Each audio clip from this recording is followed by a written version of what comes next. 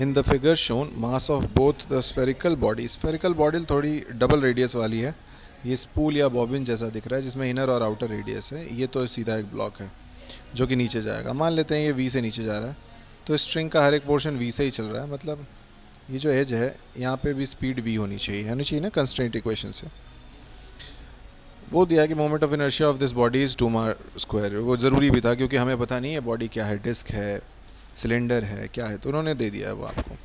हमें पता है कि अगर रेशियो निकालना है तो काइनेटिक एनर्जी ऑफ ब्लॉक तो at least we already know, block will just translate, सीधा ही चलेगा। उसकी स्पीड अगर हमने v मान ली है तो ½ mv², ये पार्ट तो डन है हमारा।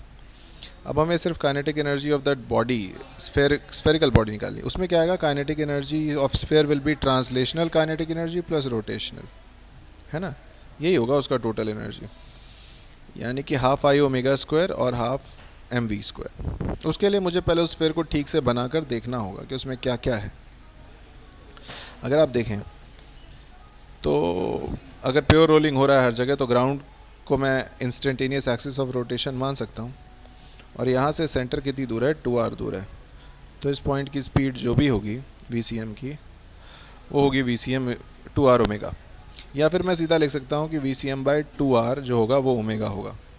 अगर इस पॉइंट की स्पीड, देखो इसी पॉइंट पे तो लगा हुआ है ना ये रस्सी, उस पॉइंट की स्पीड पे हमें ज़्यादा फोकस करना चाहिए। तो इसकी स्पीड पहले से हमें पता है कि v है, क्योंकि हमने ब्लॉक को नीचे v से जाता हुआ मान लिया। उसकी दूरी क्या है यहाँ से, वो तो 3r है ना, तो ओमेगा अगर कांस्टेंट है तो v/3r will also be equal to this term because both are omega. इससे मुझे आ रहा है कि जो velocity of centre of mass of this geometry या जो पी स्फीयर है वो 2v/3 आएगा। और ओमेगा निकालना है तो हमें पता है कि VCM by total radius which is 2r कर देना है मुझे, यानी कि मुझे यहाँ पे नीचे 2r डिवाइड करूँगा तो 2v/6r आ जाएगा। यानी कि अब मैं ये पार्ट सीधा कर सकता हूँ यहाँ पे काइनेटिक एनर्जी ऑफ स्फीयर के लिए। पहले तो ½ mv², v इज़ 2v/3 क्योंकि VCM ही होता है जिसका स्क्वायर करना होता है, और ½ I⍵²। I will be just 2mr² which is given in the question, and ω² will be the square of this 4v²/36r²। इनको जोड़ के जो आ जाए वो हमारा आंसर हो जाएगा। यहाँ पे हमारे पास आ रहा है 4mv²/18 पहला टर्म, क्योंकि 9 × 2, और यहाँ पे अगर मैं इसको उड़ा दूँ, r² उड़ा दूँ, तो ये आ रहा है 4mv²/36।